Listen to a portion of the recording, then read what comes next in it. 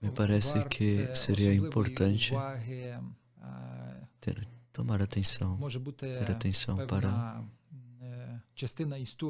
uma parte da história da Ucrânia, sobre a qual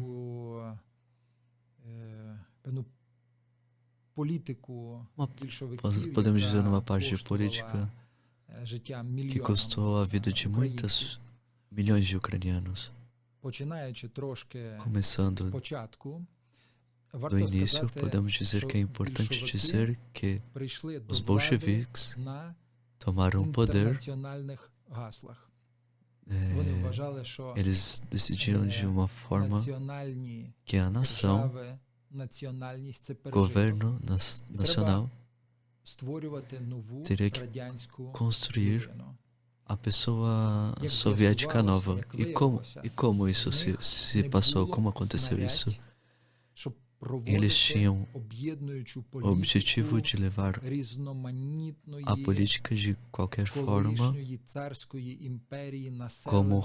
como reino sobre as pessoas para muitos outros povos.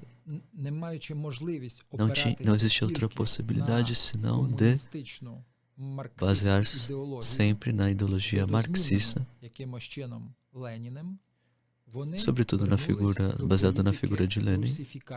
Eles queriam utilizar-se da política da russificação que utilizou-se o tempo do czar, que era utilizada pelo tempo dos czar. A Ucrânia, durante o período de 5 anos, sobretudo pela União Soviética, quando já a Ucrânia não podia vencer ou defender-se, ou mais especificamente, quando os bolcheviques enganando, levou a Ucrânia, trouxe a Ucrânia uma especificação de ucranização. Abrir-se escolas na Ucrânia. O governo permitia que se podia falar ucraniano nas escolas. E depois se mudou completamente. Com essa onda, caiu toda essa máscara, iniciou a nova econômica política, que se chamava NEBO. Lenin voltou-se para alguns princípios capitalistas para o funcionamento da economia, porque no início ele levava, quando começou o poder, o comunismo de guerra, porque o dinheiro fez uma nova economia e toda a parte econômica do governo esteve paralisada. Então, foi necessário voltar a alguns princípios, reiniciar, para que o governo começasse novamente a trabalhar. Se deu a algumas pessoas a parte privada, e isso as pessoas estiveram mais tranquilas. Nos anos 20, no final dos anos 20 e no começo dos anos 30, quiseram fazer uma reforma sobre a terra, porque a União Soviética utilizava dos recursos ucranianos, porque na Ucrânia está 40% da terra negra e não tinha a possibilidade de controlar toda essa produção alimentícia. Ele não poderia construir o governo e depois, logicamente, Stalin, porque já estava morto Lenin. Por isso, iniciou-se a política do coletivismo, quando o povo era dividido. Aí milhares de pessoas foram pouco a pouco levadas, um a um, levados para a Sibéria, porque a Ucrânia não podia não podia mudar a sua situação depois do início dessa política de coletivização. E a coletivização significava que todas as pessoas da Ucrânia perdia o pão, perdia a comida. Essa é a experiência da minha família também. Isso me dizia minha avó, meu avô, meus avós e avós, meu bisavô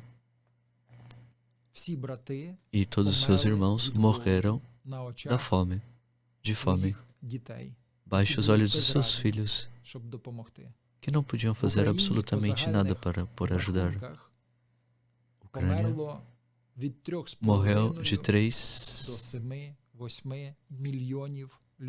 mais de 3,5 milhões de pessoas. É um momento difícil que não existe documentação. Existem algumas coisas, fotos, é mínimo, porque não existia nesse tempo essas possibilidades. Podemos dizer que, sobre a Ucrânia, podemos dizer que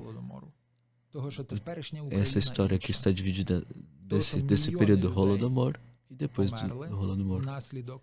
Muitas pessoas morreram como consequências dessa pressão comunista de pacificação da Ucrânia. Isso foi um genocídio. E a Ucrânia, a história da Ucrânia depois de Holodomor. Por exemplo, a minha avó e outros dizem que tudo isso, a vida se tornou completamente outra. Era uma vida cheia de pressão, uma vida difícil, porque milhões de pessoas morreram e 10 e muitos outros tiveram que ver como morriam pessoas importantes para eles, não podiam fazer absolutamente nada sobre isso. A cultura, depois disso, o desejo de viver se perdeu.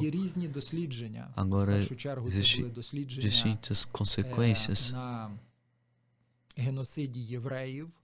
Por exemplo, o genocídio dos hebreus, que fala sobre as síndromes que são consequências na primeira, segunda, até a terceira geração, e que traz distintas patologias como consequências desse experimento de diminuição de um povo. Até hoje nós vivemos e estamos diante dessa pergunta: por que fizeram assim? Por que até hoje a Rússia quer matar-nos? Nós queremos viver aqui, queremos divulgar Jesus Cristo, promulgar Jesus Cristo como o sentido da história, do sofrimento que está na história. Nós podemos entender e acreditamos com uma fé profunda desde a luz da ressurreição de nosso Senhor Jesus Cristo. De alguma forma nos esforçamos para fazer isso e promulgar a todas as pessoas que estão dispostas a receber e entender a vitória de Jesus Cristo, a sua misericórdia, e que nos chama ao reino de Cristo.